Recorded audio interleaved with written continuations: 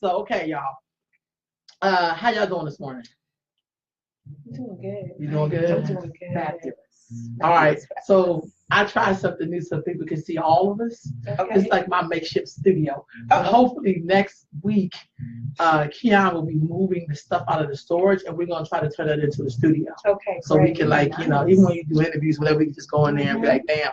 Now I don't know what that means for the church. So we're gonna try to get at least a good hour or so in before they get the blah, blah, blah, blah, blah, and then it's gonna be over. Right. Good morning, family that joined us in the room. So how was y'all weekends? African market, like it was off the chain. What was happening yesterday at the African market? Oh, it was so many different things happening at the African market. The synergy was high. The King and Queen Foods Court, they are really, it's popping. It's really popping. That cauliflower.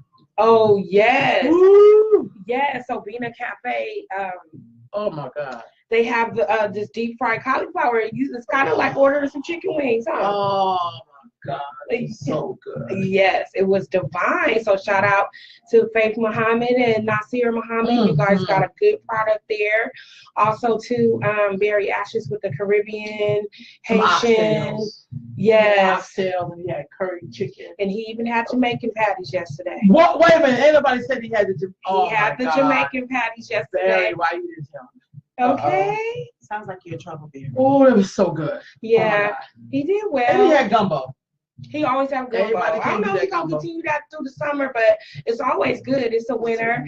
And then also Nubian Taco, that was good. We have the young people out there working, trying to teach them. That's more of an entrepreneur program. And so just trying to let them know that, everybody is not going to go to college, although we hope that they do. But if they don't, and if you can't find a job, you can always create one. So I just think that's an avenue that we need to explore a little bit more. I agree with you. Let's look at that for just a minute. That's what y'all. So that thing about going to college, I think. So I went to the Black Women State of the Black Women, which is great, and that came up. I guess the sister got up there and talked about people like college ought to be the option and all that kind of stuff. Of course, I think she worked for labor or something. I can't remember, but also a woman came up and she was like, "I disagree with you a little bit," and I feel like in our community, one of the reasons why the black community is not as sustainable as other communities, because we think we all gotta all be doctors and lawyers. Like we don't need mechanics, like we don't need people who do your lawn service or people who cook and clean, and like we act like the other parts that hold up a society that it doesn't exist, and we rely on other people. And so no, everybody's not going to college. You know how many college degree people we got that don't have a job and can't work, can't think, can't write, but they got a damn degree, they got a master, come on, y'all. Like we know we need finding a good mechanic. They make money. Don't act like they don't. Hey, I don't know if I get their car fixed. But a good plumber, good electrician. But yeah, thank you. I can remember a that good one. Painter. Thank you. A good floor layer. That's real talk. That's real talk. So no, that you working with those young people and having them do their own business now. There's an article I posted on my Facebook about a 21-year-old young lady opening up a vegan restaurant. She's 21. Oh my God. She's and 21. That's the way in the world. That's the way everybody is going. So that's good. So where's the restaurant gonna be at, bro? Oh, this is I think she's on the East Coast. Oh, I thought. Girl, no, I'm not here. I'm sorry. I'm like, girl, but I am trying to talk with my homegirls who can really. So I'm gonna be coming live from her home. I'm gonna invite a few people to come over and taste her jackfruit sliders, and she do plant-based food. And so I'm gonna invite some people. She gonna cook a little something, and then we're gonna talk about because her food is slamming. Good morning, Miss Jackie. Good morning. Sister LaRock, Sister Deborah from the Stagecoach. You better get out of here with that Stagecoach while you playing. So wait a minute, jackfruit takes on the flavor. Oh, girl, that's the new thing. I'm saying that's the new tofu for Black people who are doing vegan or plant-based dieting. Okay. And so this sister can cook. Cheryl is like a scientist. So I'm gonna come live and then invite some people up. We're gonna sit around the table and get it in. Okay. Because I had the sliders and I was like, this is delicious. It looked like it was beef. It really wasn't a chicken or whatever, because the way she had shredded, but it was so good. I'm telling you, that is the bomb.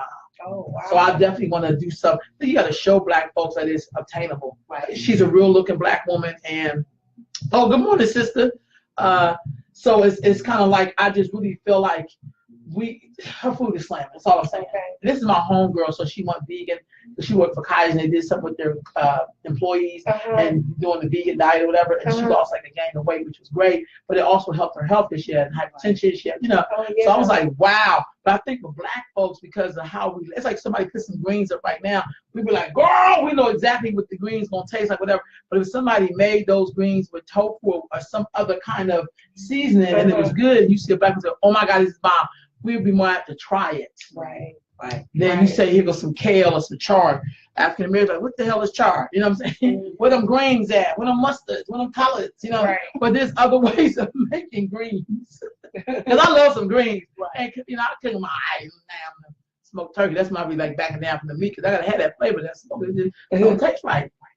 But I've had it where people did not use that and it was great. So there has to be, you know, like we can really do it. So right on with that, Dana. Like we do got to teach our young people, even if they don't go off to college.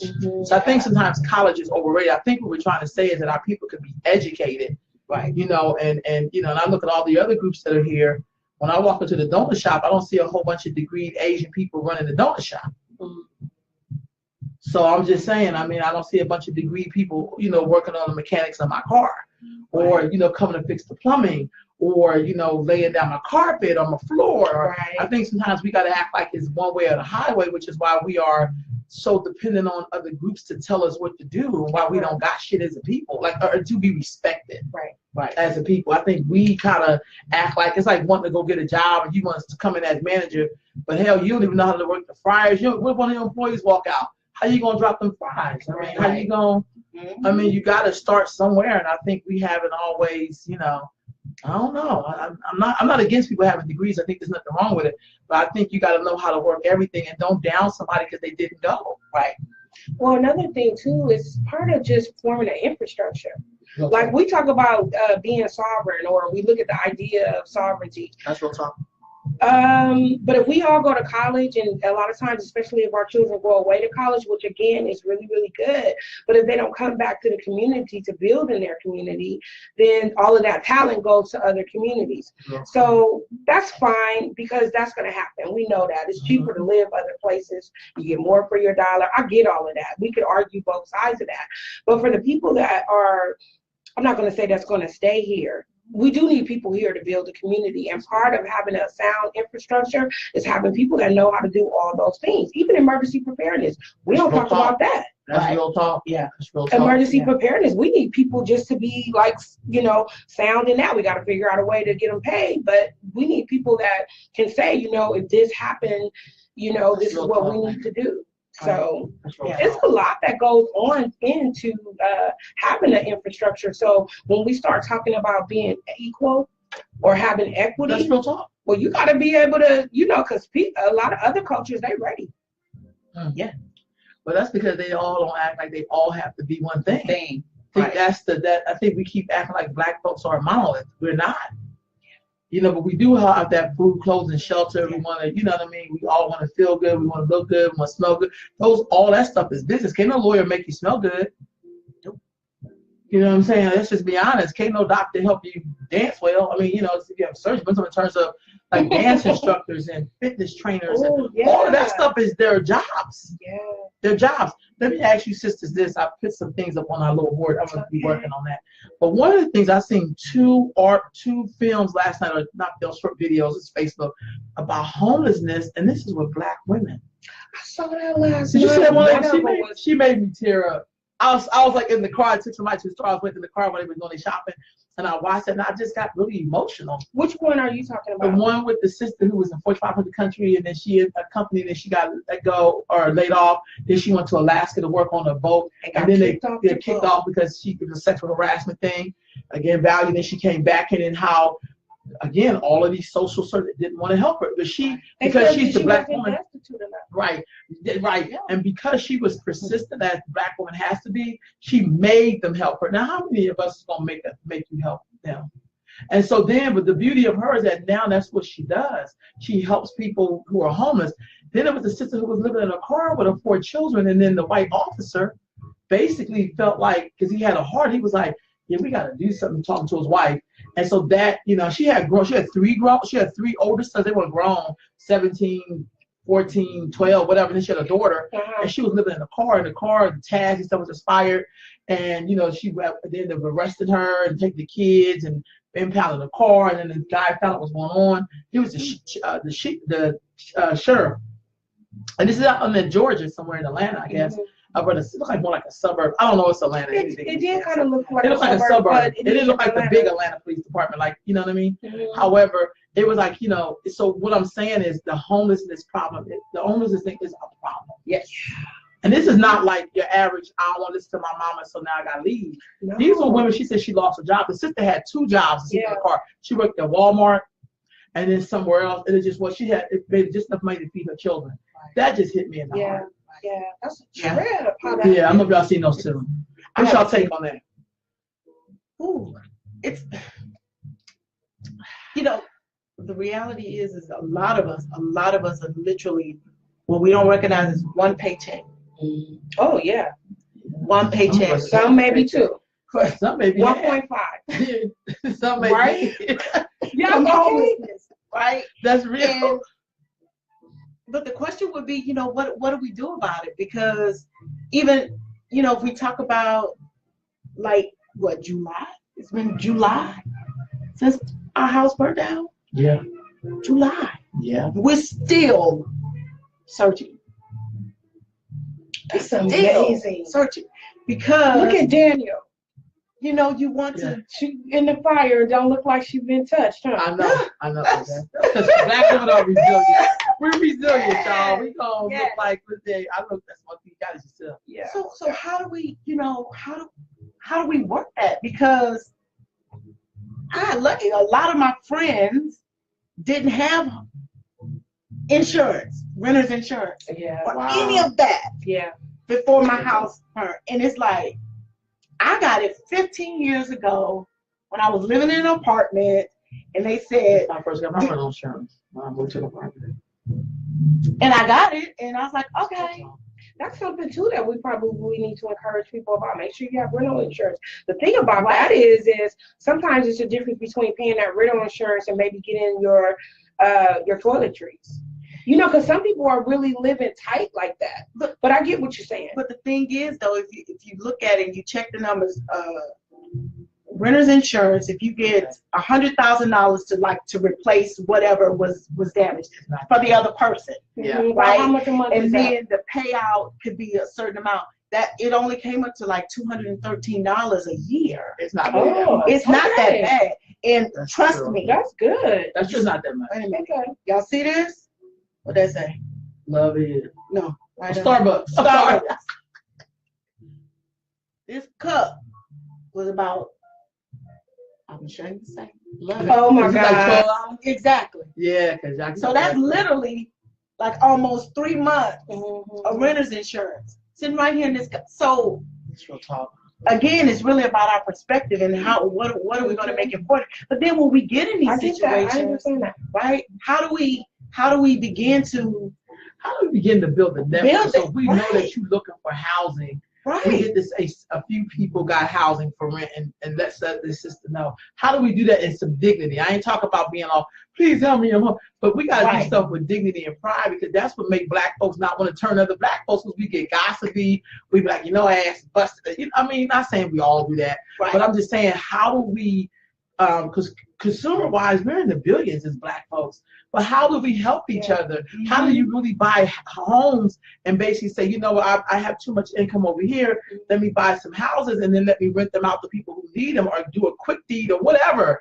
Like, how do black people build a way of, because you think of rent now, the average was at least $1,200. Well, damn, that's really a house note. The house note would be about 6 to 8 if you get the right house loans. So it's kind of like the one way we were able to get around white supremacy in its earliest stages or after slavery is that we pulled together. We did susus. We did things to support each other. Right. But the housing issue with us is and I'm concerned because if the black woman is down, it's over. Yeah. It's over. That's just the way. So I feel like, okay, y'all, this is a problem. These were 2 women who weren't, and I'm not saying people who are low income don't deserve, they have a little bit more, but when you're really not like, when things happen to you, like the sister losing a job, and then she tried to come up with another plan, and then she had to come back. She said when she was in Alaska, she had 4 quarters in her pocket, and she went to the Greyhound and talked to these people so much that they went ahead on and gave her a free ticket to send her back to Los Angeles. They sure did. Right. You know what I mean? Because she advocated. But everybody don't have that. Right. Yeah. How were they able? Right. I know this is off topic. No. But how were they able to let her off the bus and not paying her for what she had did thus far? Who she gonna tell that to? You in Alaska. Exactly. That's true. I'm agreeing. And we're talking about that was so low down. Because that's the thing about feeling powerless and when you're not valued. She's the black woman. We are the lowest of the totem pole, even though we the top part. You know, we make everything go around, but we get seen as the bottom. And that's a problem. Yeah. I'm just being honest. And it's kind of like, and see how she said, I don't want to, she said, I'm my only living relative left. That was the other part. So she's not like she can go call her sister. Right. That just got me. I'm getting a little teary. Because I feel like, well, damn, she out here by herself. Literally, and what's going on me that she couldn't call nobody. You feel what I'm saying? That just, I was like, wow, that's kind of deep for me. God, I can't imagine being that kind of. But there's a lot of us out there who are that way. Yeah. And then not only that, think about the strong woman syndrome that's been beat into us for so long. Yeah. How dare you ask for help? You mean to tell me you haven't found the house? Yeah. You haven't found the house yet? You're not what? How you get kicked off the bus? Oh, okay, so they took you what? You couldn't figure out how to all of that. I'll be missing them old black women who knew how to teach you some game. Now, let's just be honest. I'll say their names, Miss Lillian Mobley, Miss Abrams. I mean, I'm really my mother. My mother was when we had people live with us when we was coming up. Right. You gotta get your room up. So and the kids gonna be sleeping in there. I'm like, what? My room? But you know what I mean? I didn't understand that that's what you did. This is a black woman with her children. You can't see them out in the street. And I ain't talking about people who play the system. We do have people who play the system. I am not talking about them. Right. Every group play the damn system. Exactly. But you know that sister that's struggling. You know that. I look at that woman with her 4 kids. Where is those children's father? She didn't even bring him up. I was thinking about that too, but I didn't want to bring him up right now. She didn't even bring him up. I know. She didn't say, well, my man, she was just like, I need some help. We living in the car. Yeah. We living in the car. Right. Don't tell me about the black woman. Y'all better go ahead. I'm just saying. I'm just, y'all. Right. So I feel like we need to really, black folks, and I'm talking for Sacramento, that's the community I live in, we need to come together and really look at this homelessness thing. I also think sometimes another big part of the homeless thing is looking at who's renting these houses. And I'm not, Lord knows, I don't have no power to be a racist. So you can't ever call me that. I'm a black woman in America. You can't ever call me a damn racist. I have no power to determine where you live, where you work, where you bank. None of that shit. Leave you alone. So you can't ever put that tag on me. But I also know, even when I was looking and everything, I seen a lot of Asian people owning homes, and they wanted like your whole arm and your 3 toes, you know, and so, big ass deposits. And I had never, 7 out of 10 homes was owned by Asian in California. And so what are they like? Are we looking at some cultural thing where they really are here buying up everything, and they're not gonna let black people live in the homes or make us jump through 50 million hoops? Or, I mean, let's look at their culture. I mean, I'm just saying, how does that fare with other people who are not from their culture? I know that's not politically correct to say that, but damn it, let's look at it. Yeah. You know what I mean? Are we looking at, we're very clear on white people being racist to us. What about these other groups? And I'm pulling out the Asians because 7 out of 10 homes are owned by them. And then, you know, I went to look at a lot of houses. And just some of the stuff, like, I'm going to need Social Security. Wait a minute, Melfa, you don't know me like that. Right. You know, I'm going to need to pay 3 times the amount of rent. And then the floors and carpet was like, how you going to rent out some house top notch? And y'all don't even like to fix shit up. Right. Now, the times I have rented homes for black women, they shit was intact. Best landlord I ever had. I lived on the lake before, and it was a sister who owned the house. That woman had everything in her house assured. Everything. Something break, call this. Something break. She had everything. That she took care of her property. Right. I took care of her property. She had the best tenant she ever had. Then I had an Asian landlord. This motherfucker, he didn't think nothing was ever, you know, let's do this. His cousin was cutting the lawn. This fool didn't want. I was like, oh no. Oh no, I'm about to catch a case. Right. So I'm just saying, I think that's also a part of that, looking at other cultures and their predator behavior on black folks, because really they don't think much of us either. Right. I look at how they treat black people inside their own culture. Where are those darker Asians, Laotian, people like that? How do they see them? So you know they don't give 2 boo-boos about us. But I'm just saying, but we be the main ones talking about, let's make sure they include in this up color conversation. Y'all better miss me. Let me take a drink of this McDonald's coffee. But I go the hell off up in here. Y'all, good morning, peace, Andre, peace, Brother Tim. And you know, you Deborah, you know what I'm talking about. I'm just saying, like, I think that we got some real issues, and we need to really be discussing and talking about it in a real way. Right. And don't be afraid of hurting somebody's feelings. And I didn't even talk about the other group that's always on our coattails, but don't never shit with us. And I'm talking about the Latinos. Yeah, I'm gonna keep that on solid. And I love y'all dearly. I love everybody. I'm y'all mama. I made everybody on the planet. But y'all don't treat us right. And we open up the doors. All of y'all here on the backs of enslaved people who built this joint. Right. Because if that was the case, if you built your country, you'd be back there. But you're here. I'm sorry, y'all. And what about that? I want a tangent. That homelessness thing just kind of got right. That just was like, how is a black woman gonna be homeless? Right. Yeah. Because it's truly, seriously, it's a reality. It's more. It's a reality. And it's like you said, because I mean, I even talked to a lady. The rent was $1,750, which was, I mean, 4-bedroom, 2-bath house. Okay. That's like the going. That's the going. Where is that at? That's the going. That was in the what area? It was 95823 area. Oh, that's so this area or Valley High. That's Valley High. That's my area. Yeah. 1750, right? Wow. And so she wanted that's a problem. The first month's rent, last month's rent, and then she wanted 1750 as a deposit. Mm-hmm. Wow. Yeah. Yep. And then she went into wanting 6 months of employment, and again, like you said, asking for Social Security. And I'm like, because the minute you use my number, right? You might get arrested. Exactly. Girl, that's so all those things are really real, and it tears you down. My sister says rejection has a way of tearing you down. And it's like, are you serious? You know what I mean? Really? It's real.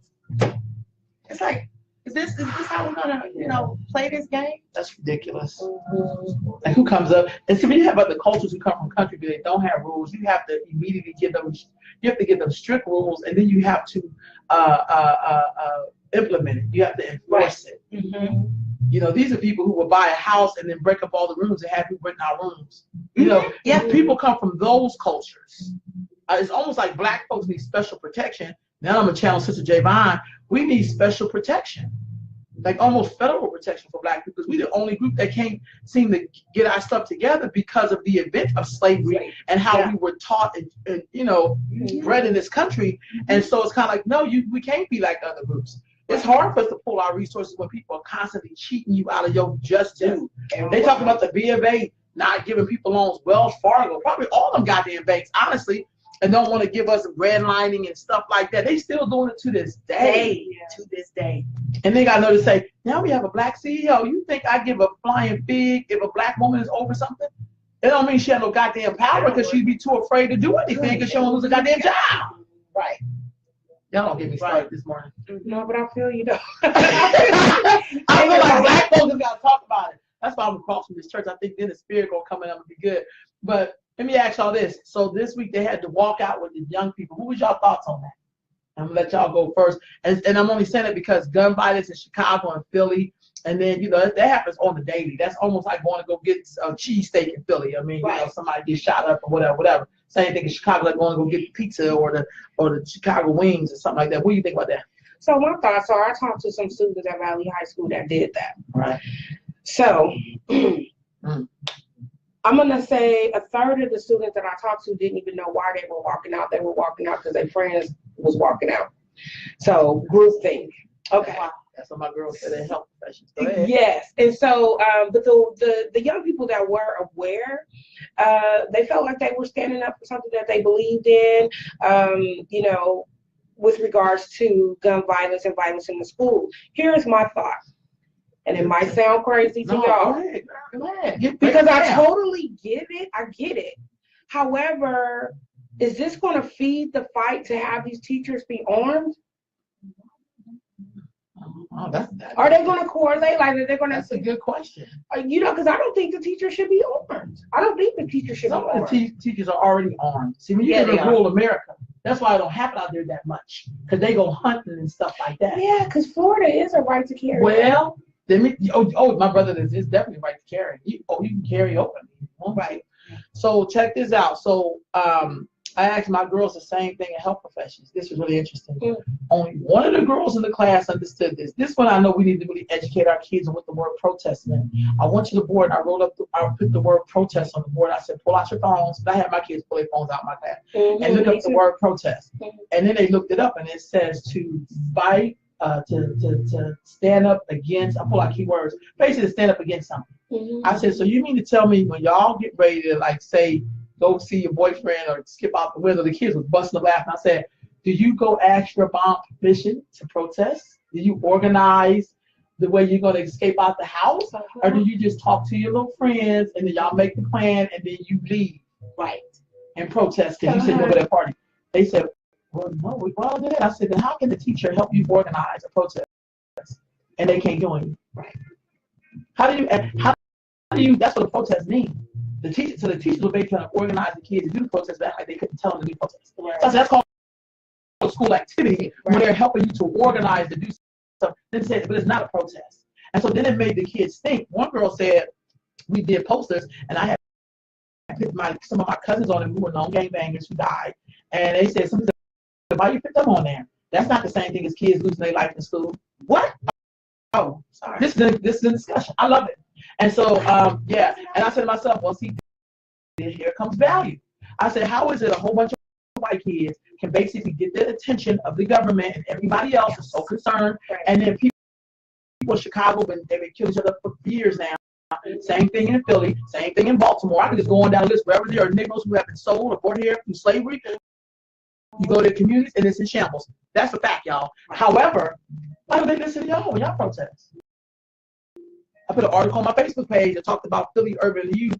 Asked Florida youth, can y'all come stand with us? Why the hell are we asking white kids to come stand with us? Stand for yourself, black people. Right. Are they still the measuring stick? Do we not have value unless they have something to say about it? You know, it's funny that you say that because I'm sorry. No, so we were at a parenting advocacy conference Tuesday, and one lady. Well, there was a couple Caucasian people. It was for Black parents, but there were a couple Caucasian people in the room, and then this one Caucasian lady.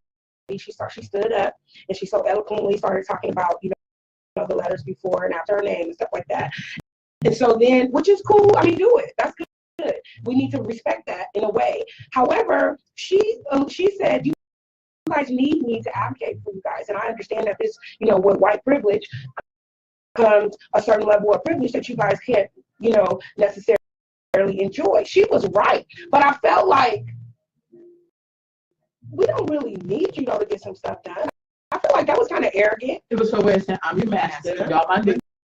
And y'all need and I was wondering, is people feeling what I was feeling? No, because most of us we do need you, master. Yeah. We need you, master. Girl. Let's come on. It's the reason why we I turned around. I turned around and stayed. I never did. I said, when she said that, and she might have said some really good stuff after that, but when she said that, it kind of made I was still stuck on that. I was stuck on that. You want tone deaf. I'm with you. But I just feel like here our babies are asking, it starts to be very young, asking other white kids of the same age, please come stand with us because we're dying here. Right. And they're like, y'all, we really only got involved with this because we got shot. Yeah. It's kind of like what's that movie they had when all the white people got their money stolen, they went off to Wall Street, and with the man and what's up with the money? What the name was that? Occupy. And then the white people started that. Now they want to occupy Wall Street because their money got stolen. But they've been stealing our money for years. Yeah, right. And you ain't talking about occupy the corner store, or occupy the bank, or occupy City Hall, whatever. Y'all want to occupy Wall Street because y'all savings got stolen. Well, we're here. We are your savings. And you didn't see me as a part of Occupy or I just think that black folks gotta wake the hell up. Like it's getting a bit ridiculous. I almost think that the product that came out of slavery is some of us. Like we are like little robots. We can't do that. They don't say boo boo, we don't boo boo. We'll hold the boo boo until they say, yeah, you can boo boo. You like, oh, thank you, master. No, dude, you're a human being. Go to the goddamn bathroom. Like I don't understand. So I just feel like that's the part of us as a people that's so damn irritating. It's like saying I'm a human being, but you yourself don't show up as a human being. How are these people going to respect us when we are begging them? Our babies are begging another group of babies to say, come stand with us instead of teaching our kids about racism and white supremacy and history. And let me tell you why we're killing each other up, why other people get attention when they get, because they have value and you have none. And then the big part is that we treat each other like we don't have value. Yeah. You know, that's like one time going to somebody's house. I'll never forget this. We took a whole bunch of kids out. We got to somebody's house. The dudes had to go to the bathroom. The boy went to the bathroom. He came out. He was like, Because the girls whose house we went to were very pretty. And so, he's like, I'm going to the house, use the bathroom. He said their bathroom was so goddamn filthy that he couldn't even pee in the toilet, so he peed on the floor. And I said, He peed on the floor? He peed on the floor next to the toilet. And I said, wait a minute. Yes, what? he did. I said, why was he said, Miss Rose, the toilet was just too dirty. He said the whole house was just filthy. He was just like, I didn't even want to pee. I couldn't. I said, but you don't pee on the floor. You don't pee. But the moral of the story for me is, these girls look beautiful every day. House filthy. House bathroom filthy. I'm old school. My mom said, go check out the bathroom. Have boys here to make sure the bathroom clean before we send this so and so on that. Right. They didn't even care that the boy was going to the bathroom. They didn't write that he peed on the floor. It really wasn't. But the point of it is that he seen this value in their house. Yeah. And was like, so yeah, I get it. I'm not saying it was okay. I was, No. I was in that bathroom. So I don't know. But you know what? He was comfortable enough to admit that, so that was cool too. I talked to my kids. I was like, oh my God. Like, could you imagine peeing on somebody, peeing on your own floor? It must have been really. He said it was safe. He said he really had to pee, and I was just like, I kind of felt yeah, I was like, well, you don't pee on people. You don't pee on people for. But then I was on myself, but y'all look all cute and come out here looking fitted, and your house look like boo-boo. Yeah. That's not okay. Right. You should say our house like you can't use our bathroom. Right. At least have some damn shame. Yeah. Don't send them in your house and use the bathroom and he's gonna be on the floor. That was disgusting, but that's what happened. Oh my God, bro. Let me ask y'all this. So, and I just know our kids don't really know what protest means. That's what I've learned. I think our kids are really confused about what gun violence is because people think gang violence is not gun violence, but it is gun violence. Right. It is not about some little good to shoot kids or whatever being affected by gun violence. Gun violence happens, period. Right. And it shows you that white people really do love their kids, no matter what BS we try to say, because we don't like white people, whoever that is. They do love their kids because they show up. Right. And being white has value. I don't care if you're white with no teeth, no hair, and live in a shack and be in the river. Right. You'd rather be white than be anything else in America because, damn it, it has value. Particularly when you're with people who have melanin. Right. So that's hard to say. I know that people are like, oh my God, that is true. There's no such a poor white people saying, no, the hell they are not. No, they're not. Quit acting like that. They hate you. They okay with their position. So they can come to your house and take your position. Right. That is absolutely true. I ain't BSing. So another fact, I'm throw something else at y'all because I just, I was really on the thing like really watching stuff. They said that in Louisiana they have more black judges than any other state in the country, but have more black people locked up. So our uncles is up there. Did you get that? Yeah. One thing we say we need more black judges. So here's a state that has more black judges than any other state. What are the prosecutors? And judges make they make the decision. It's not the lawyers, it's not the judges. I always feel like the prosecutors seem like have more power. No. But the judge makes the decision. The judge. They're just people who are present the stories and defend you. Right. Because we have cops who get off all the time with evidence that's overwhelmingly like, yeah, you really broke the law. Yeah. But then the judge ultimately has the final say. Yeah. There's another article that talked about how one judge, this is a white woman now, white judge who received so much money. And that's how some people was getting off because she was being paid off. So it don't matter what your evidence is. Like, if I pay that judge, you can walk. Yeah. I'm not saying it's right. I just think these are the realities of black folks that we don't talk about. Right. And that can be kind of irritating when we're always behind. If we just can do this, we done did all that shit. We done did everything. We have been loyal Democrats. We have been loyal Republicans. We have been loyal Independents. We've been loyal this, loyal that. We have tried everything. My God, I think it's really, if we can figure out how to, where our ancestors, when they built their own communities, they had their own schools, they had their own shops and different things like that. Like And did not stand in a space of fear because of the reality or the opportunity that people, white people, whoever, would come in and just blow it up because they knew they couldn't take it, because it was that was our space. That was where we taught our children. Anyway, That's why we exactly. But now, you know, a lot of us we're so afraid of, you know, not having the 5, 6, 7, 10 bedroom house and the cars and, you know, the different things like that. So we concede to the way that they do things. So those judges, you know, they think about, okay, I'm going to do law school, I've done this, I've done that. I paid my dues. Mm-hmm. I survived the white man. And if we, Wanda mentioned it, if we don't value ourselves, if we're not seeing ourselves in the light of value, then guess what? When one of us stands before us, we're like, yeah, you just a piece of shit too. Yeah, they told me about you. Yeah, you kind of look like me, but you're not me. So you go. I said that with black officers. Yeah. I said that with black officers. Like, nigga, what? I'm blue, nigga. I ain't black, I'm blue. I'm like, okay, yeah. Until you ain't got that uniform on, you pulled over by another white officer in the county. Exactly. Right. And they pretend like they don't recognize you. Right. Like they did that chief of police. How do you not recognize the chief? Your boss, right? The person who comes in and gives out the instructions of the day. Who's gonna ride the horses? Who's gonna ride the bikes? Who's gonna be in the cars? Who's gonna ride? You didn't recognize this person. Do you think it's possible for black people to police themselves? I have some coffee. Yeah. Hold on. Yeah, you know what? So there we go. That's that sovereignty piece. I think because that's what I think that is one of the things that prevents us from having sovereignty, or not even sovereignty, but just like how when you talked about when we get back to the place where we own our own shops and our clinics, and you know there are some people that do have their own clinics, but if we get to the point where we have our own, you know, bigger hospitals and we're just doing for ourselves and stuff like that, I think that's one of the number one things that that we would need to tackle before we can get that, is that to be able to police ourselves. Right. Because it's hard. It's hard to even call somebody if you like, just imagine if we had somebody to call instead of calling the police. Real talk. Right. Yeah.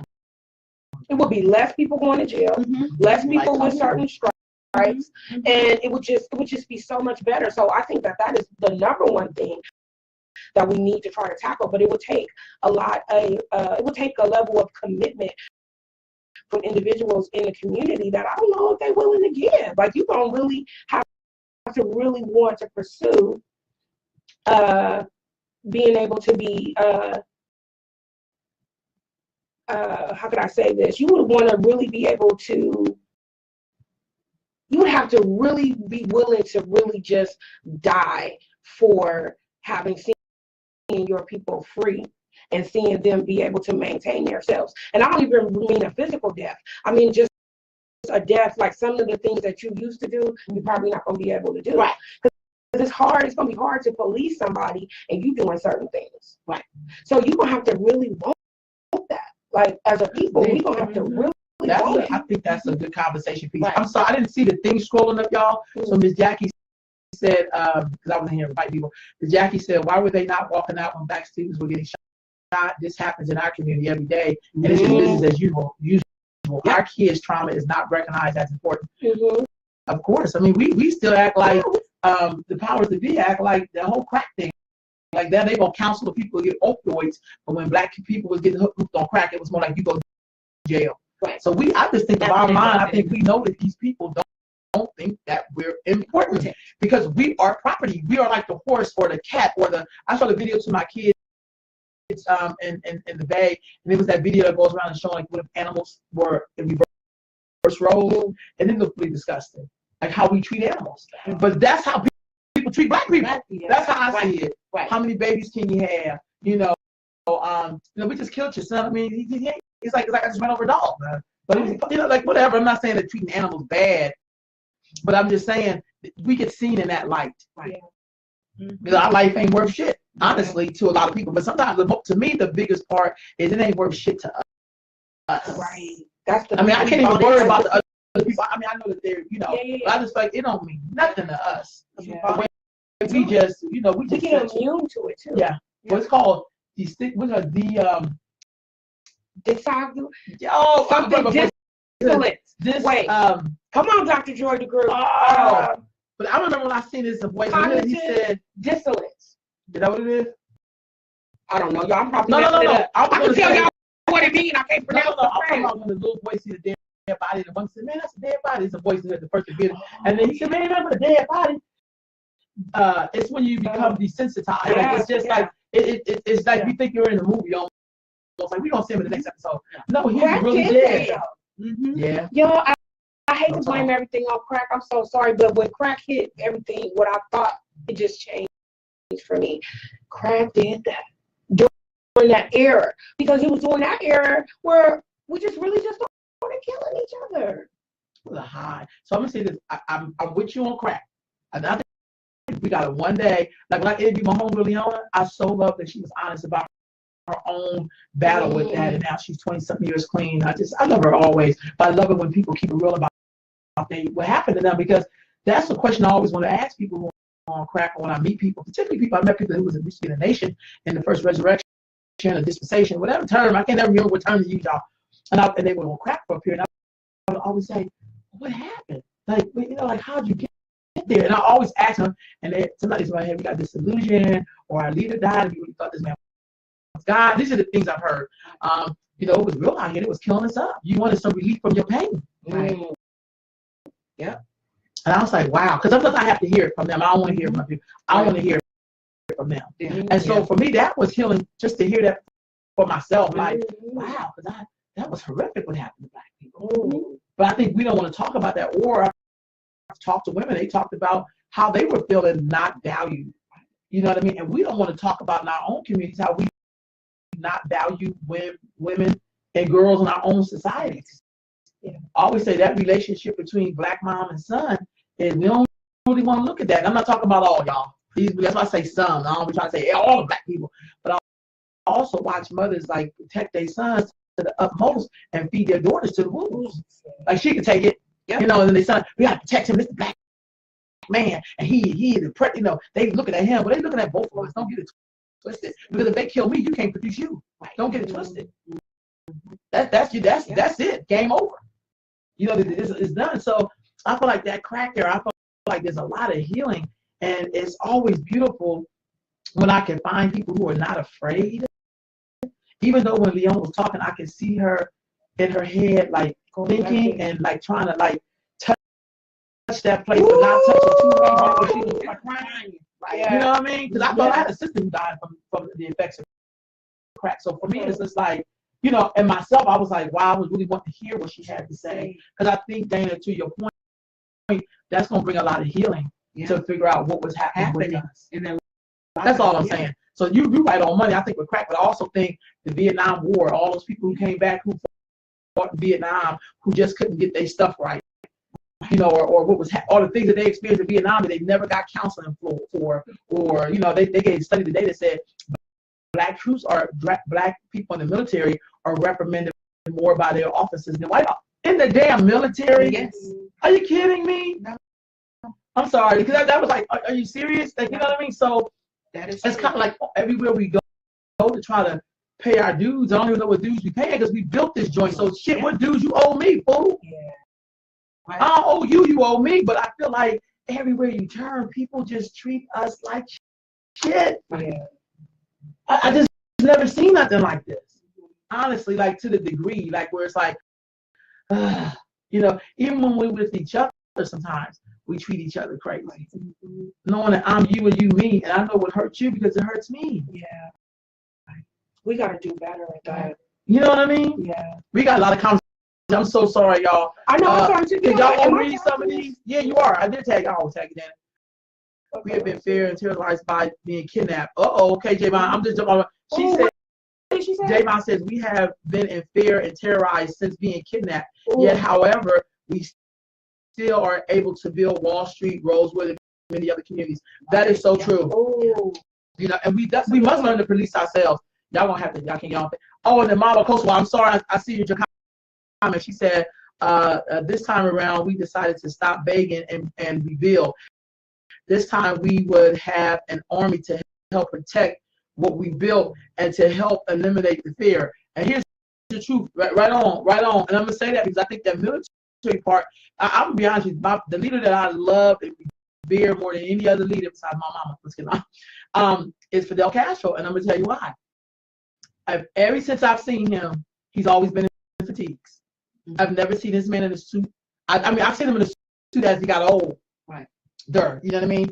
But there was something, they were very serious. I think the other part of the enslavement period for Black folks, it took away our ability to see ourselves as human, which means we think everything's going to be by diplomat. Like now we all running to go to college. Like, I don't know a lot of people that can build stuff after going to college. The people who I know who have built some major things and they sustain them were people who didn't necessarily go to college. They may have taken a class or two, but they don't have major degrees. I'm just being honest with you. People who are not afraid to think out the box. You know what I mean? Usually when you get a high position, it's not a position. We're always trying to make it. What I find with people who, it's nothing against degrees, but this is an observation from a young sister. I'm a little older, but still, I've been in this game for a minute. I noticed that when people have jobs, they're always trying to figure out how do we take what you have and make it fit in a system.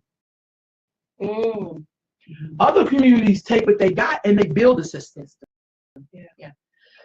You know, it's like we know that Big Mama is missing. It's obvious, it's all over the place that she's missing. But then you'll have some niggas that we're going to call it this, we're going to call it that, and put it in the system. Well, it don't work like that. Because Big Mama will see that you're hungry. She don't need to go to a protocol book and say, what do we do with niggas that are hungry? They'll be like, get this girl some food, get her some bread, and let's figure out what's going on with you, sis. You cannot put that in that protocol book. You can't do it. You can't. Plus, you got to care and love for the person. You don't treat them like they some, like an animal or something like that. You look at them as human beings. You can't write a protocol for that. Sorry, I don't even know how to tell y'all that, but you really can't. And you know what Ia Colette said what it is, cognitive dissonance. Thank you. That's what she said. Thank you. I'm just scrolling up, so I didn't even see those comments. Thank you, family. So to say, I feel like with that, I think that wow, nation building, but I also must say this, as we build, and a lot of us are still building. That's like when people say stay woke. It's like, fool, I've been woke and working. So stay woke is for you new people, for you new jacks, as we could say back in the day. New jack swing. But I feel like, some of us have been woke and working, and I feel like, we got to study history. See, the other part that the enemy does very well that we help him do even better is that we let young people disrespect old people like if they didn't make a contribution. I've never met a Jewish person, I've been around a lot of Jews, who disrespect anything the Jews did before because they felt like they weren't included. What they do, they pick up the torch. They don't have to pick up the old people have handed them the torch, been grooming them for the torch. Then they keep running with it. What else we hear is like, this is a new generation. Every generation is a new damn generation. That's just a part. That's like saying, this is a new summer. We will always have a new summer if you live long enough. So it's kind of like I see this level of disrespect, and then I'll be like, dude, first of all, who are you talking to?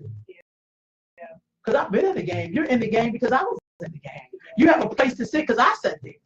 Don't get it twisted. I'm giving you a platform. I'm actually what you need. How dare you come for me like that? So it's kind of like, but we know the person you probably should come at like that, you won't. Because they'll hand you your head, and lock you up and do whatever and beat you down and then get away with murder. Don't get it twisted. So I'm just saying we know that those errors are missing.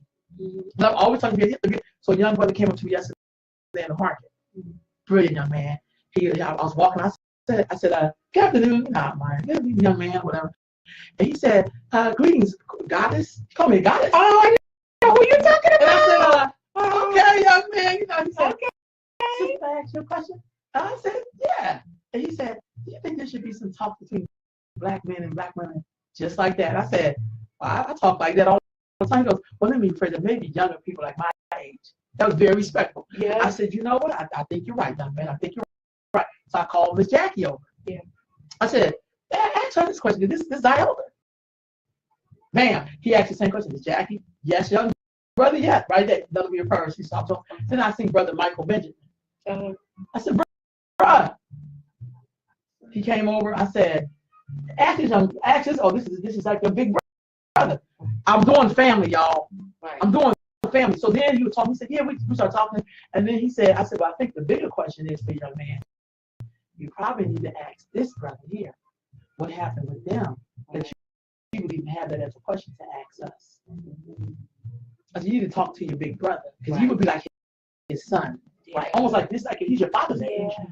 Like, I'm your mom's age. He's like in his, like, I think he's like 20, something like that. And but the beauty of it is, he had so much respect, honestly, that he was willing to listen. He said, and I said, so the brother gave his number. You know, Brother Michael was, I love when brothers bust the number out. Young brother. I get so psyched up. And then I said, so I'm about to get out of here because I was running late. And I said, so what you gonna do?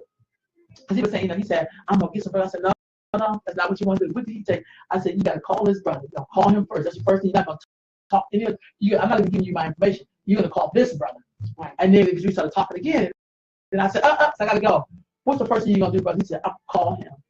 Nice. I said, now the ball's in your court. You asked the question. I heard you, pulled the right people to you.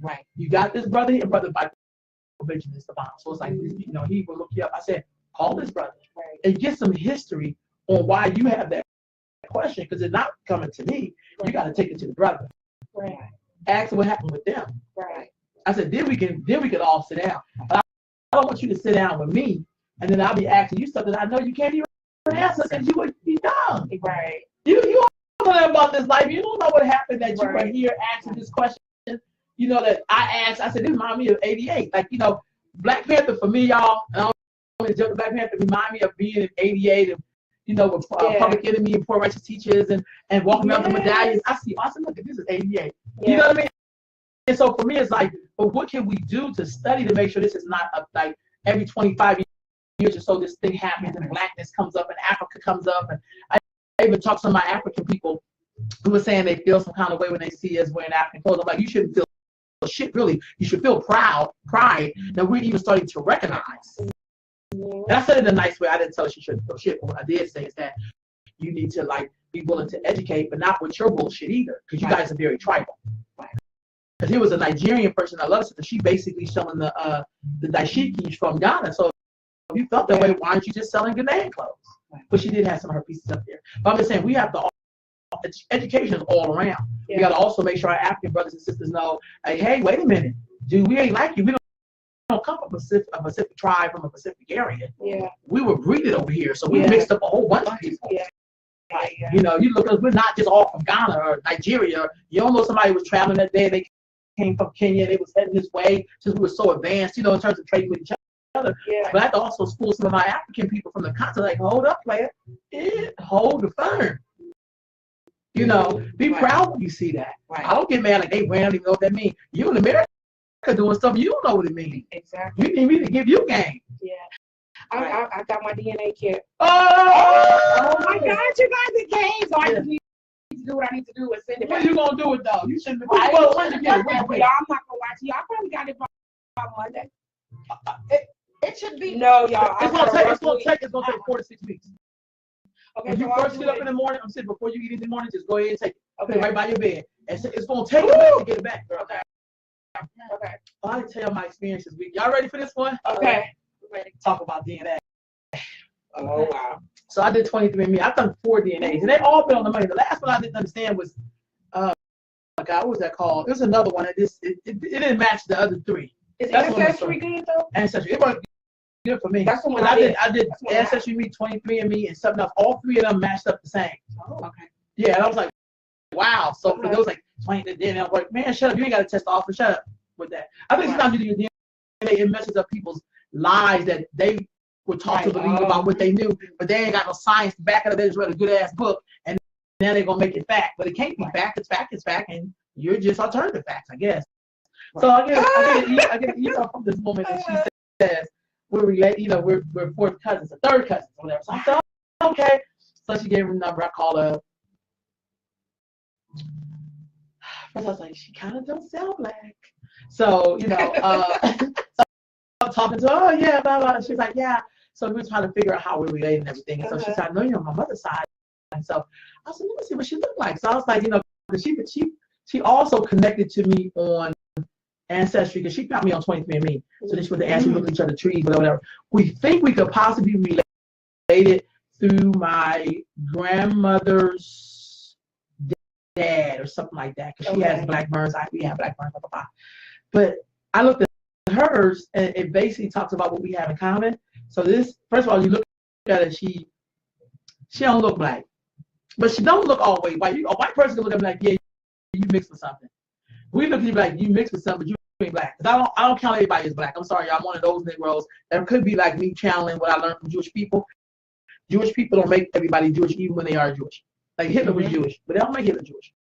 Right. Because he's Jewish to his mother. That's how you're Jewish. That's how you're Jewish. He's German, but he's Jew. So he's okay. I got it. Yeah, you get that? It's kind of like Tiger Woods saying he ain't black. He ain't black. I mean, excuse me, I'm saying, but he's not black to me. If you ain't claiming me, I ain't claiming you. Right. I am not. I'm not one of those people like, please claim me. I'm not one of those people. You ain't me, I ain't you. Holla next. Let's move on. You know what I'm saying? So as we keep going, so she kept trying to say like, well, maybe, I said, I'm gonna be very honest with you. If we're connected to white people, then I don't want to get to know you. I'm just gonna be honest. I'm not a romanticist. The white in me, I know it's from slavery. We don't have no white person in our family that was in love and blah blah blah. That was all slavery. And I'm not trying to romanticize being mixed with white people. Ain't that deep for me. Right. Unless you got a compensation check, like I'm sorry that my great-great-grandfather raped your great-great-grandmother, and now I'm gonna get your check. Then we can talk. But other than that, I ain't interested in sitting down with somebody, descendants of somebody who raped my ancestors. Right. I'm sorry, y'all. I'm not that loving. That's probably why I'm a spiritualist and not a religious person, because you ain't gonna make me believe so much yet. I'm a human being and I have a right to say, yeah, I believe, but I don't believe you should be abusing me and I should continue to help you abuse me. Sorry. So that to me was kind of deep. So we had a cute little conversation, and I said, well, maybe if we figure this out, we can talk again. But if it's a white person, don't call me back, because I'm not interested in fantasy related, because the slave master. Like, I'm just St. Patrick's Day. If I got Irish in my blood, I'm not trying to celebrate that, because it's not because the person came from Ireland, met my grandmama, or whoever. And then I'm sorry, I don't do romanticism. I think that's a part of our sickness. We're the only group who want to claim people who owned us, lynched us, did all kind of crazy shit to us, enslaved us, and then be like, well, we're related. I'm sorry, y'all. I just don't come from that. That was my experience with the DNA. So I was like, ooh, this kind of deep. I'm looking for black people. I'm like, wait, man. But she clearly wasn't like wanting to say she was black. So I was like, yeah, you're really talking to like a real black woman who's proud to be black. So if you ain't proud of that shit, just blessed. Go ahead on and go ahead and block me. Yeah. And I'm gonna block you. I'm very nice. I'm very nice though. I'm very nice. But I think the man that we're connected to, that's the person who we claim, what we thought is what we were taught was black but Indian, but he really wasn't. He was just mulatto. Like, that's what they call him on there. Sorry if anybody's not gonna like term, but that's what he was. And so I think that's the person that we're related to, because that was something we could, But I know on our side, she did say this, because she's really into her DNA. I said, I know for me as a black person, our DNA on both sides, my grandfather was adopted, and my mother's father came from somewhere else, so there's not a lot of history on him. So even the last name my mom had is not her real biological father's name. Got it. And to me, that's like slavery. It's like it's hard to find people. Yeah. When you know that we was trying to survive and people fell in love, and then you left the person, you don't even know this person had a different dad, and the man she did get with just took him on, and you think this is my granddaddy, but the DNA don't matter. I mean, it's Lord Jesus. But that's how we some resilient people, because we just keep on going. So I think, but I also know, and I'm gonna say this, I know a lot of people that I've done their DNA, they relatives do be coming for them. I get all the emails, and it's kind of like, wow. But that's because like you can clearly see like, oh, it's like more close, like their great grandmoms. Okay. That you can still count because they're younger, and so they can still connect the dots. But I know my grandmother was born in 1910. Because my mother had her when she was like in her late 30s, whatever. She was the youngest. And so, her mother before that was born right into slavery. See, she was born in 1910, and she's the baby. My grandmother was the baby. So her grandmother was born in like 1850 or something like that. It's a trip. So it's kind of like, I know they think the slavery was some yesteryear thing, but it really was not. First of all, we got that in itself is deep. I think black folks got to go back and look at the Civil War and dispel some of these lists about Abe Lincoln like loving us and shit like that. I think it's really sick. Yeah. But you know that I seen some really good stuff this week. But you know, even when the war really was not about ending slavery, the war was really about economics, and that the South had free labor. You know what I mean? I think we gotta quit acting like, you know, like Lincoln. Look, come on, y'all, damn. Y'all go to school, you're educated. Shit, but what kind of education are you getting? You know what I mean? Because how could you believe that? You're getting what they're handing, you know, to you, and until you can fantasy land, right, and until you can really say, okay, I got this, but there's some pieces missing, and then start making those connections with those people who have that part, who have been able to engulf themselves in our history, in what it really looks like, and stepping back and say, okay, I'm ready. You know, can I get the other half of it? Let me ask y'all this. Do y'all think religion has been a hindrance to us doing that?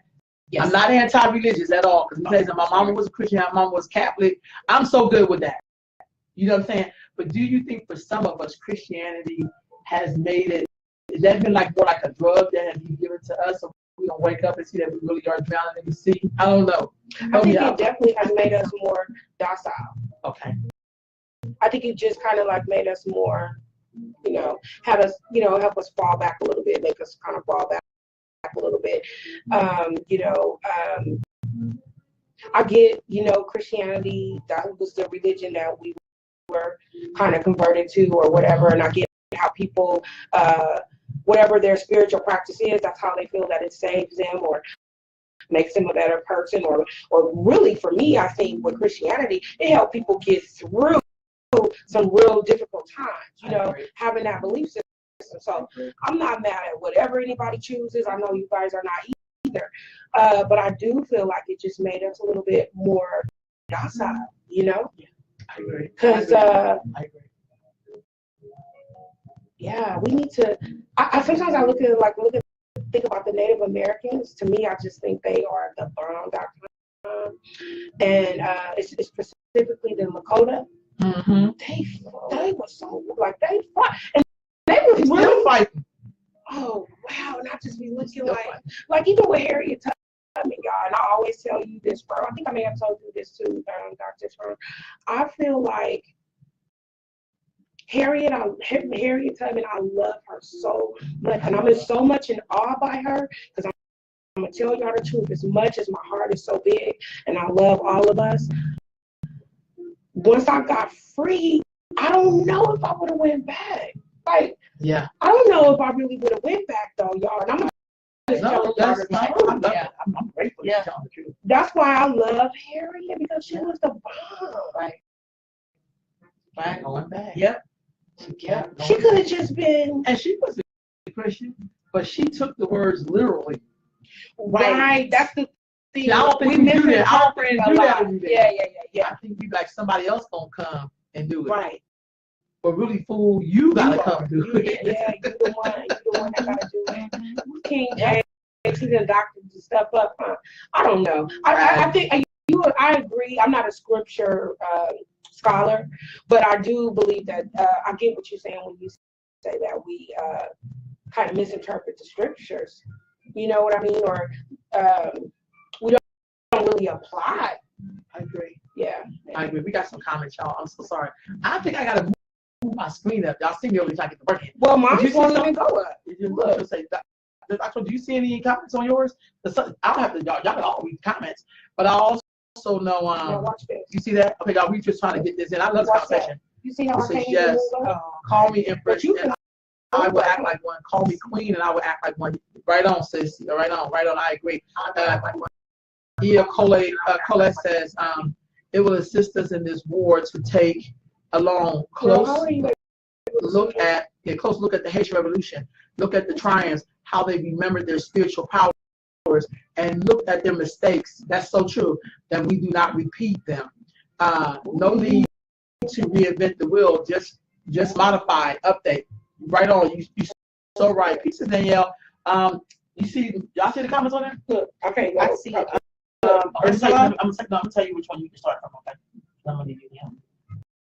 Let's see. Yeah, that's it. I see peace sisters from Berlin, Daryl, Peace King. Okay, but I'm down here with Jackie Rose. Maybe because she's my friend. She's my friend too. Okay, do you see her? They're like, she's my friend. No, but do you see? Look, what's going on? See, I'm looking at it. That's all. Did you hit the live though? So like, I didn't even see this. You got that? But this, I'm looking at it from. Yeah, hit that like that. Yeah, hit that like that. Now, start going up. Let me see. We made it go down. See, yeah, it's stopping. You know what you should do? Type in the comments. Just say peace in there. Y'all, sorry, we're gonna take it. So Jackie Rose said that young brother, it's not the young brother from yesterday. That young brother was very respectful, but wanted answers. Yes, he did. He stayed there with me for over 30 minutes, continued to discuss the relationship between the black man and the black woman. I cannot wait to continue the dialogue with this young man. That was so true. Some of the young man. Mm-hmm. I'm glad you said it. I was so late, but I'm glad you stood there and talked with him. Let's see. And the sister, you're totally sick. Yes, we are. I'm dead serious. I just really feel like, oh Lord Jesus. She said religion did its job dividing people. I agree with that. It's definitely divisive. Pieces of peace, brother Daryl. Peace, family. Okay, good. I see y'all there. Okay, I'm sorry. I just got caught up. I'm so sorry. But I really feel like y'all, these are great discussions to have. And I do think we need to look at the strength, because I was always taught, and I always say this, y'all, and I learned from Dr. Colin. I don't know where he got it from. I mean, who knows where he got it from? Dr. Colin. Yeah. But I love what he used to tell us: the Bible, the Quran, and the Torah, those three so-called holy books. I say so-called because I don't know how they hold them and everybody to touch them, but it's okay. It can be used as a tool to your enslavement or a map to your liberation. And I think Harry Tubman used it as a map to her liberation, but for most of us, it's a tool of enslavement because we use it to beat up people, to talk against people, to be like, my God, save me. You know what I mean? So, Nat Turner, right? Yes, he did. He got inspired by the words. That's saying when you use it correctly, it should work pretty well. But I feel like a lot of us use it to be like, it's just kind of like we just use it to beat up on people. Maybe we got beat up on. Right. That's like somebody growing up ugly and then they turn beautiful and they turn mean because they really acting out when people treating them bad when they was ugly. I don't know, that's the best example I can give. Because I've seen that sometimes with young people and you be like, yeah, y'all really tripping. So I think the books are they're great books. They're meant to inspire. But it's like, you can also use it to pimp people, right? To be wicked with people. Have you ever seen the movie Eli? The book of Eli. I was just thinking about that. You talked about that. I haven't seen it. He wanted for. That's exactly what he said. The book of Eli. So what year was that made? That's Denzel Washington. That's my husband. Oh, no disrespect to him. No, you have to share him though. No. You gotta have like you have a wide. Girl, that's my man. You know my okay, real quick, y'all know we jump off. What was your favorite Denzel movie that you think about? Like, oh my God, and y'all, we coming back, but it's not that happens. We have this Saturday morning. I'm gonna tell y'all the truth. What's your favorite movie? I'm sorry. Huh? You love what? You love Him Now? Oh yeah. I wanted to be Betty Shabazz. She was like, no, I love him. I remember what she said about what the brother says that I'm talking enough for a tall man. I'm talking enough. All right, I'm saying, what's yours? Yeah, you already know what I'm gonna say. What? Fences. Oh! Because I just look like his. Yes, I know. Because it wasn't really like his strongest role, but it was, to me, it was a deep role. Y'all that know me, y'all know. Like I like that deep, that beneath the surface stuff. To me, it was a deep role, and I like it. Hey, look, Denzel's sexy. I mean, I don't care if I mean, he was. I don't care if he was bloated. You know what I'm saying? Yeah. He was sexy with them Wait, I'm gonna tell y'all mine. All right. Mine was More Better Blues when at the end when he realized the woman he wanted, she's like he was kind of bad, like, well, save my life. And then it was that thing when he looked at her and then he picked her up and carried her up those damn steps. Oh my God!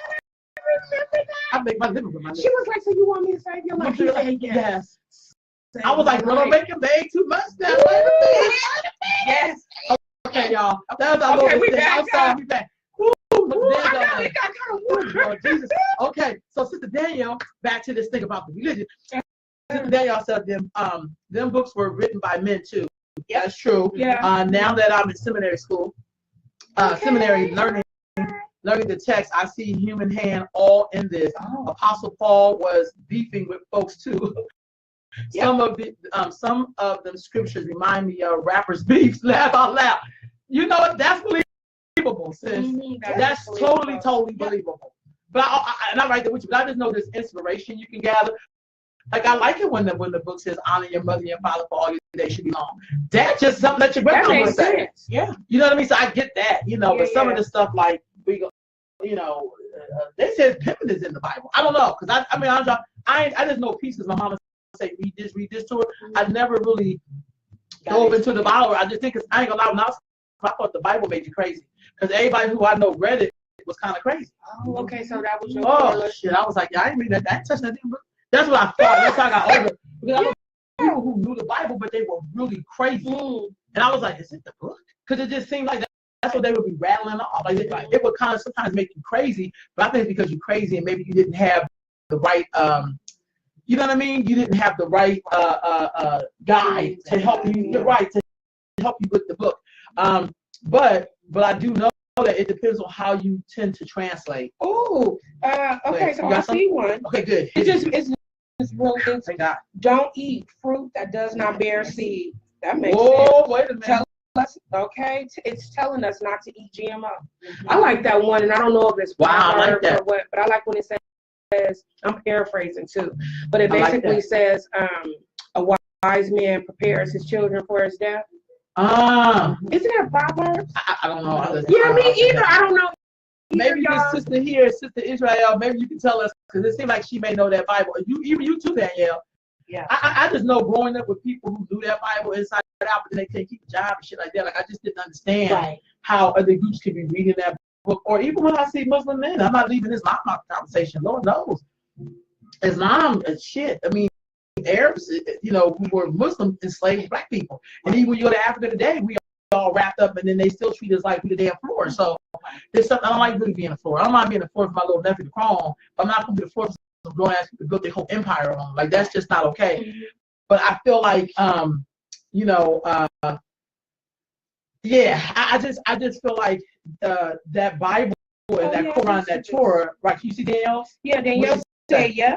Folks read it completely out of context, and translation is key. Yep, I believe that. I totally believe that. So I feel like they're great motivational books. I just don't know how well an enslaved people. Then the other thing about people who do use these books, they also have a firm belief in who they really are.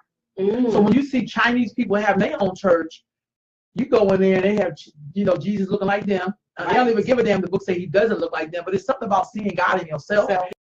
I ain't mad at that, but they gotta have industry, they gotta have schools. They sustain themselves because they really do know who they are. They don't stop them from wearing their jade, which is still a part of Buddhist tradition. That's another story.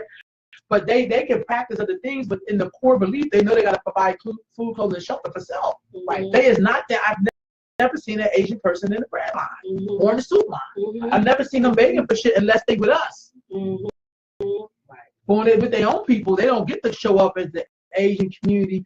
Like we have an Asian community center or whatever who gets to have school contracts, but they don't have one black person in their management. Right.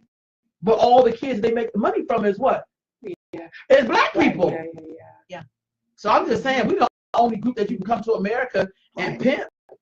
And black folks won't say nothing. We defend that. But it's their right to pimp us. How dare you? That's how black people. That's their right to pimp us. Shit, we need to be pimped. That's our job. We supposed to be pimped. You be like, damn, like, won't you just take several seats and shut the hell up? Right. And you know what I mean? Do what white people do. When another white person wrong, they'd be like, we didn't see everything. Yeah. They immediately start to y'all should hear my co-workers defending Trump. I know some Negroes that they literally defend him, and I don't even engage in the conversation anymore. But it's just kind of like, are you serious? Hell yeah. Yeah. Here's the thing, but you know what the beauty of it is?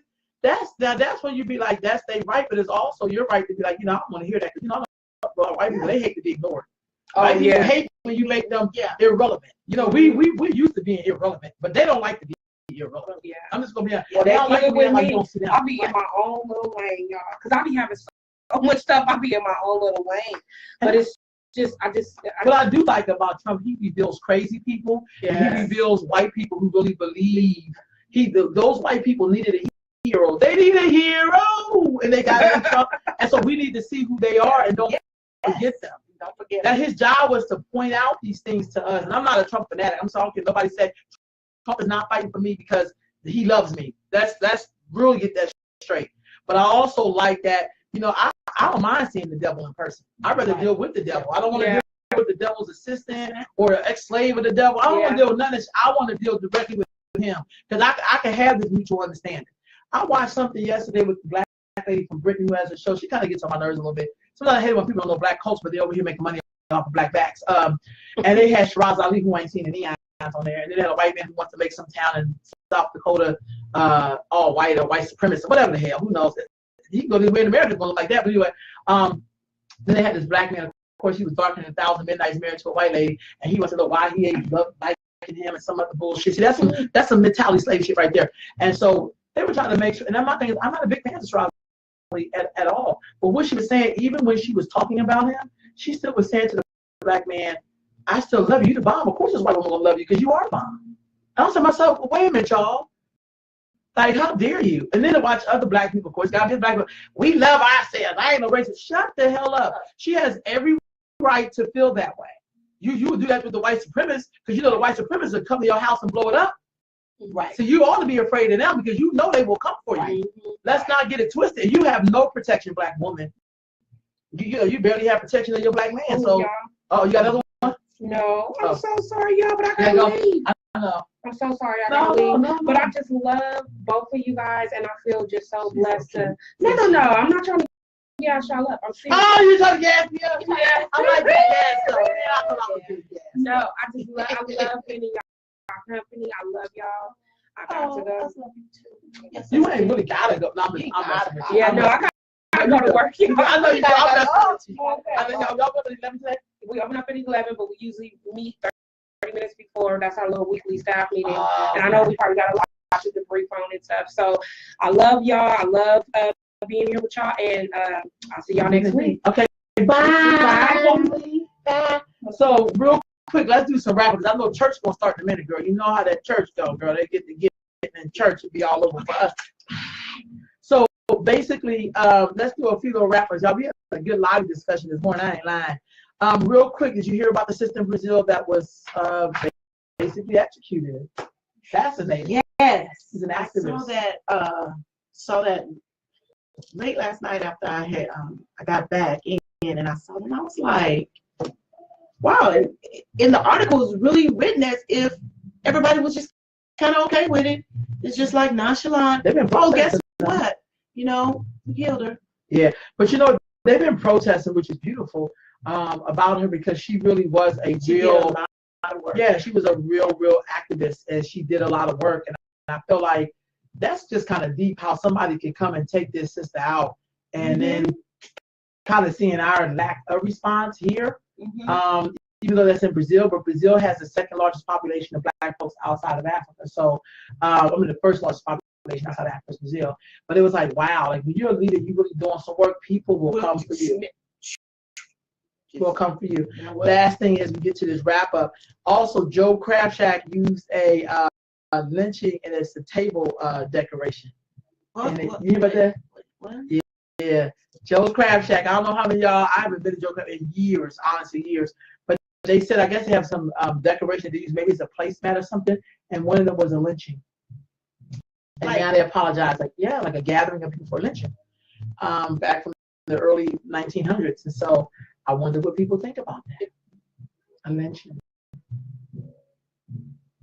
Yeah. I mean, was it given?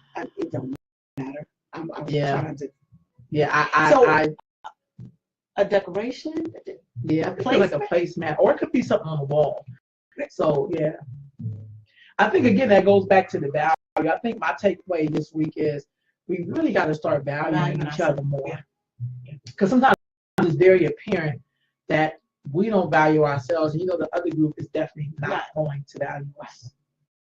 And we bought into it. That's your time. We bought into it. It's one of those things where if you remember, and I know you do, if anybody, the Willie Lynch letters, how they talked about, okay, these are the behaviors that you do in order to make sure that the women about against each other, the dark against the light, the woman against the man, the child against the adult, and different. And so, whether we want to believe it or not, they have actually taken that and figured out new ways based on our growth in reading, technology, and different. And they're just using different scenarios with those same premises to continue to do the same thing. Real talk. And as they do that, to keep bringing it up, we keep perpetuating it. That's real talk. We keep perpetuating, just like they said, do it for a year, and they'll carry it on. Well, that's how they got the agendas past Black folks. Now those agendas are bigger than our survival. Exactly. How do you propose that we get healing, though? Let me just do that on the way out the door. Because I know church is going to start in a minute. I'm going to tell you right now, they're going to be like, but we got our soft jazz playing and everything. And y'all, I enjoyed all y'all comments this morning. Yes. Everything y'all was like chiming in. I just feel like Black folks, we got to keep having these discussions. We really got to keep having discussions. How do you think we get to the healing? Just like you just said, the first thing is going to be having the discussions and not being afraid of allowing all of that stuff to come up. It's just like walking around, like when you know you've overeaten, and you get this feeling in your stomach, and it's sitting right here, and you're just like this all day, you know. But then when you say, okay, enough of this, and then you go to the bathroom or wherever, and you allow all that nastiness to come up, you can move on to the next phase. But where do we do that? Let me explain this to you. So, for instance, the ACEs survey, which I really love, and that's something really, I'm going to be doing some stuff this week with our sister, Kelly Ty Griffin and Modesto, basically administering that ACEs, so much professionals, blah, blah. How do you really propose to people? Oh, Peace, Brother Imhotep. How do you propose that we, thank you for picking that up about the crab shack. Thanks, I just heard your bass. Yeah. How do you propose that we really do that? Is it through church? Is it through spiritual tradition? Is it through spiritual baths? Is it through praying with warriors? Like, how do you propose that we get some healing in our communities? What's some of those solutions? I'm gonna leave with a little bit of solutions before the church get the thump. I just heard the bass y'all drop. Go ahead. I personally, because I've looked at, you know, church and different things like that, I personally think that it's really getting back to the basics and doing those spiritual baths and talking to people who really know how to guide you through those pieces. Okay, what does it mean, you know, when you go into meditation and when you put talks or prayers out there, and really getting back to what our ancestors actually, how they got through. Mm-hmm. Is really what it comes down to. You're right on. Because, I mean, those things, because think about it. Harriet Tubman had to have more, and she had more than just a gun, right? She knew what that played its part. It was needed. Boom, boom, boom, boom, boom. But she also had to do that self-care. And she did that through knowing, I'm pretty sure, no, I wasn't there. Okay, I get that. No, I get you. But I'm pretty sure that she honed in on the healing stuff that her grandmother and all of them that taught her, right? So when you find those people that know those things, make those connections. Real talk. Make those connections. Don't be afraid of, okay, I've gone through, because seriously, those are some things that I've had to work through, right? Just because I've been taught a certain way, raised a certain way, and different things like that. But because I put out, okay, I know I need more. I know there's something missing. And when those things are presented to you, you know, you be able to sit back and say, teach me. And that's how you get the healing, is being able to sit back and say, teach me, and allow those people who are, as in the world that I grew up in, the SME, the subject matter experts, allow them to teach you. And that's how that healing comes. Who gives two flips? I'm trying to be good, y'all. I know, you're doing good. That's my potty mouth was not. But you know, potty mouths are actually a sign of a great intelligence. So don't get it twisted. I'm with you. I'm with you, sis. I'm with you. I just be like, you know, just do that. That's how we begin. It's a put away your ego. That's real talk. Put away your ego. And those people who have the ability to connect with our ancestors, because that's how we get the healing. Because they had the strength. Because if they didn't have the strength, we would not be here. That's real talk. Let me wrap up in closing. I want this dear sister Israel. I want to mess up it. Is it Ursula? That's what I thought. Is it Ursula? Okay. Ursula Israel. I want to say, she said you could also read, say hello to one another. You ain't never lie. Yeah. And then 2008, no anti-blackness, period. Sister, I'm telling you that anti-blackness is real, and I'm right there with you. And finally, she says connect the dots. And no, thank you, sis, for all of your input, because I think those are things you can do immediately, is saying hello to people. My mommy said you can always say hello. And smiling too. I think when you smile at people and they smile back at you, I believe they give you energy. That's because I've experienced that when it's like, hey, and everybody's like, hey. You know, it's like that brother, when he said, peace, goddess. I was like, hey, young man, you know, it made me, you know, that to me is all a part of the healing. Because I think some of us walk around feeling broken like that because we feel like we don't see each other, we don't value each other. Thank you, family, for tuning in. We'll be back next Sunday, sitting with my sisters on Sunday, and we'll talk about some more stuff. I'll be inboxing some of y'all. Mwah, holla, peace, family.